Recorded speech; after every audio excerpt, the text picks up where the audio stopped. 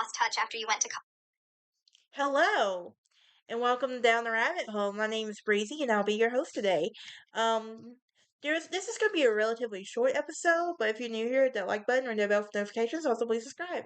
There wasn't a lot I could really find on Thyra of Denmark, but with that being said, though, we're on episode 195, and we're almost done with talking about the father-in-law Europe's children. And then we will be moving on to Queen Victoria, the grandmother of Europe.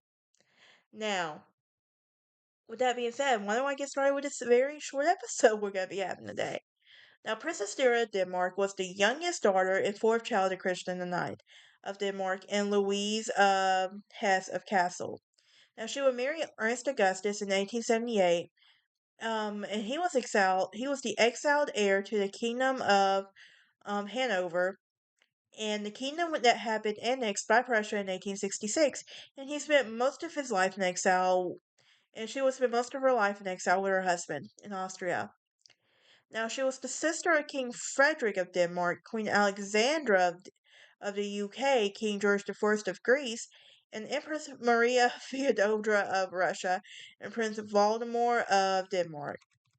Now, she was born on September 29th, 1853 at the Yellow Palace, and she would share a bedroom with her older sisters Alexandra and Dagmar. She was taught to sew and knit her own clothes and socks, and her family had been relatively obscure but happy. Now, let's talk about her early life. So when she was 10, King Frederick II would die and her father would become king. Now, her brother would become king of Greece. Her sister would marry Prince of Wales. A lot going on in that year, right? Not only her sister would marry the Tsarevich of Russia, and at the age of 18, she had an affair with Wilhelm Freeman Marcher, who was a lieutenant in the cavalry, and that resulted in a pregnancy.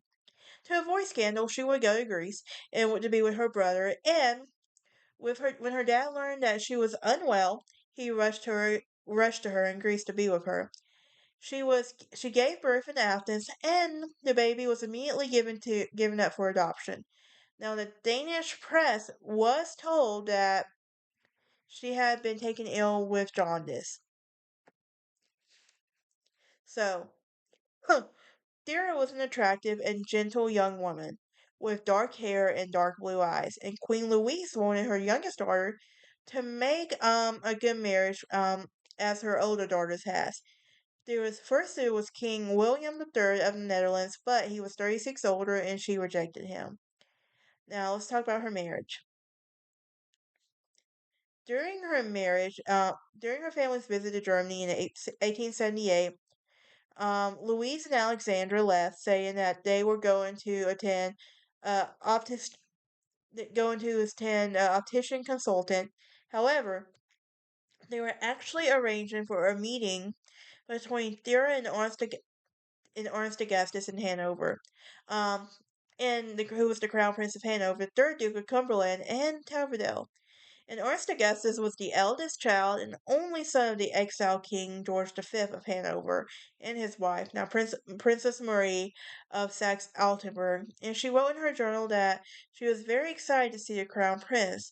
Um, and Ernst Augustus had been born a crown prince in Hanover, but in 1866 his father was deprived of the throne, and the kingdom of Hanover was annexed by Prussia after siding with Austria in the Austro-Prussian War. Now, Ernst Augustus had Cumberland Castle in Austria that was built in 1882 as an exile seat. Despite this, she wrote in her book that she believed that he would one day ascend to the Hanoverian throne. And upon meeting, her hand immediately was kissed by him. And while Alexandra peeked from the corner at the same time, they proposed to him. Thyra proposed to Ernst Augustus, and while her family was excited, Queen Victoria stated that her engagement was completely without foundation and after failing to marry off one of her own sons to Thyra. And of course, Queen Victoria, right? Because it's all about you on that one, right? So, December 1878, Thyra would marry Ernst Augustus in Chapel Royal in Christiansborg Palace in Copenhagen. Now, let's talk briefly about her later life. Um, After the wedding, the couple would take up residence in Upper Austria, where she lived the rest of her life at a large Schloss, Cumberland, and they also had a townhouse in Vienna. They would have six children, three sons, three daughters. Her husband died November 14, 1923. She was survived by 9 years and dying on February 26, 1933. So, but the Duke and Duchess would have six children.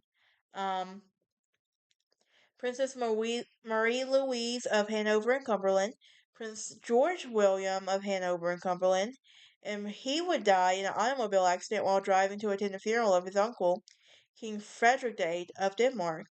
Princess Alexandra of Hanover and Cumberland, Princess Olga of Hanover and Cumberland, Prince Christian of Hanover and Cumberland, and Prince Ernst Augustus of Hanover, Duke of Brunswick.